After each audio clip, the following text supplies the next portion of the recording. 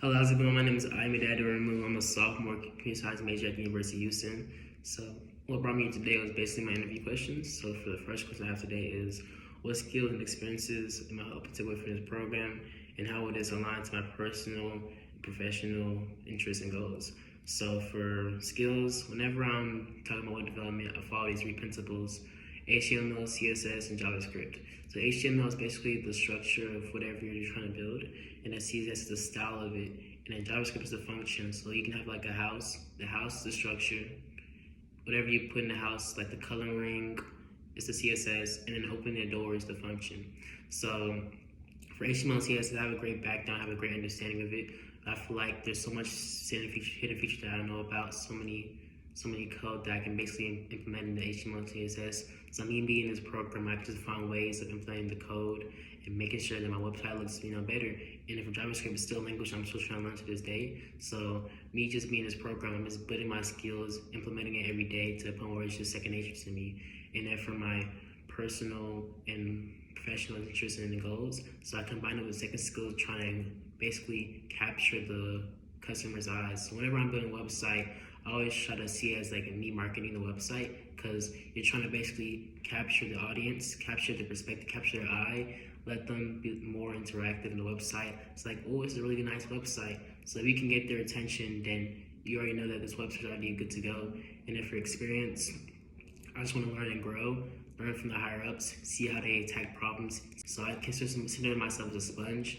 So I'm always trying to grow and learn. So the more I'm going day by day, and more I'm learning. So I feel like this comes for experience. So the second question is, how can my website or any website or application promote activism or support a community? So for Codepath, for the fall semester, I was given an opportunity to work on an activism project. So the project I chose was a Roe vs. Wade, which is a case where basically states are inhibiting women from doing abortion, and I feel like that's very wrong. So basically, the title of my project was "My Body, My Choice," because women is their body and their choice, so they can do whatever they want to. So basically, the point of my website was basically built around resources and ways that I can help women fight this case. I'd have basically like create where I have mental health, where I have mentorships. I'll have resources like fundraisers, or I have steps of like forming groups, how to basically make sure that you're set up for the situation.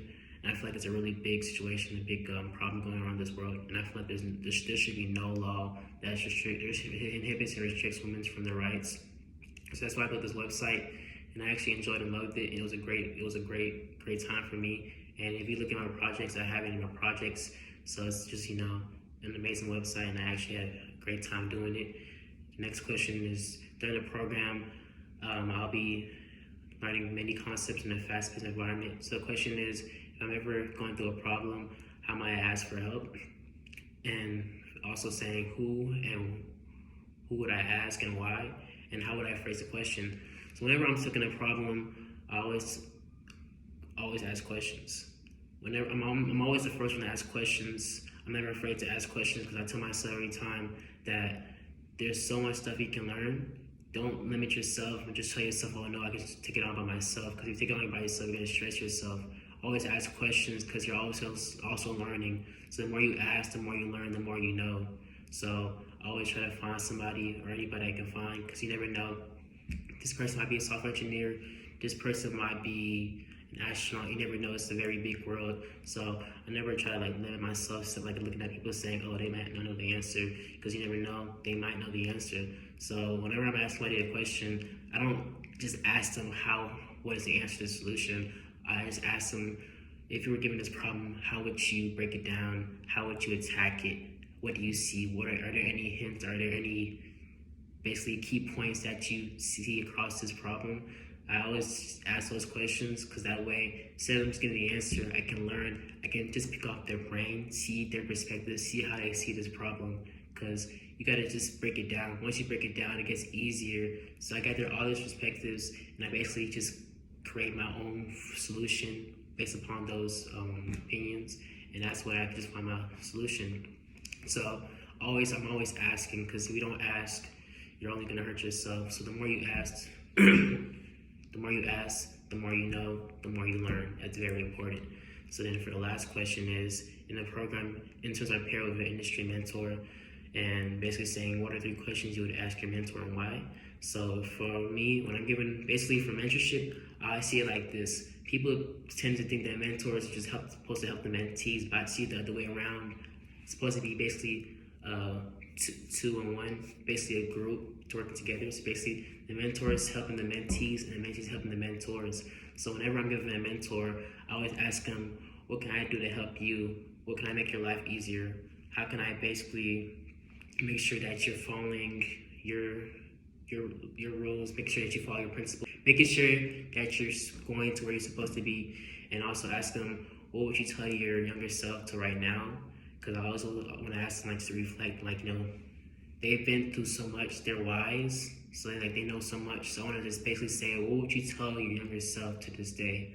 How would you tell them? What do you think you could have done better? Because it's always good to self-reflect and just look upon life and just like, wow, I could have did this one better. But it's just good to know that you've learned so much, you became wiser.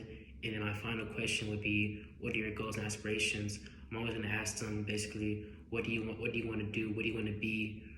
What are your aspirations? What are the key pins that you have so far? What do you have for your life? What are basically your starting points? What do you have going on? I just want to keep getting to know my mentor, become best friends, because at the end of the day, it's a relationship.